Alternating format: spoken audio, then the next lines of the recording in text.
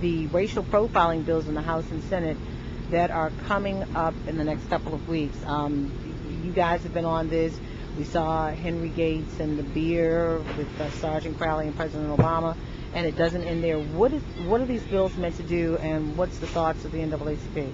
One thing that's very clear is that since September 11th, a lot of momentum was lost around addressing the issue of police-community relations, particularly as we talk about the insidious practice of racial profiling. That is, people because of the color of their skin being stopped in pretextual traffic stops are actually being stopped as people walking down the street for no reason other than because of the color of their skin, assuming that this black person is in this white neighborhood, they're out of place, they shouldn't be there, and very well they're suspicious and should be pulled over.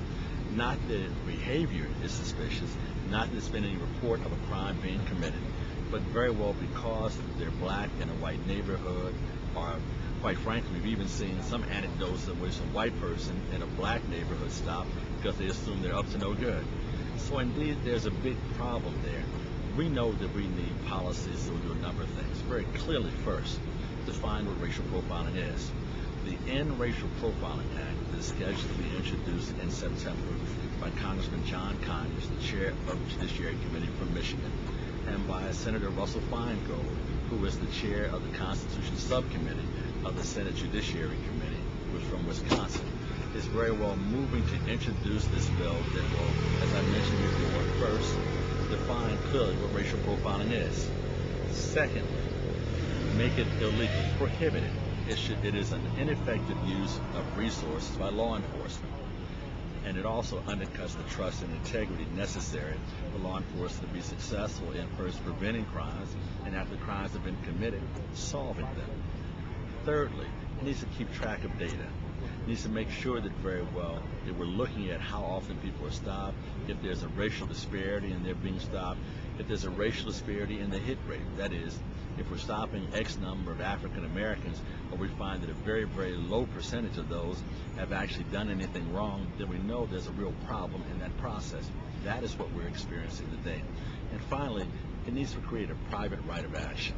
That is, so individual citizens, when they are targeted along these lines, actually have a recourse in which they can bring charges against police officers that practice this insidious process. So what's the White House saying about this? The White House is very receptive to it. You probably know that President Barack Obama was actively engaged as a state senator in Illinois in helping to pass Illinois' anti-racial profiling legislation. He was also a co-sponsor of the Senate legislation when introduced by Russ Feingold during the time he was in the Senate. He understands the issue very well. Former constitutional professor, understands the equal protection clause of the Constitution and how very well when law enforcement utilizes this insidious practice, they're actually breaching that equal protection clause. So they're very receptive. The devil's in the details, they say. Being able to set it up in a way that will allow police officers to continue to be very effective in carrying out their jobs, but in our opinion, it would actually help them become even more effective in being able to carry out their jobs and responsibilities because they can regain a lot of trust that they've lost in the African American community as this process has continued.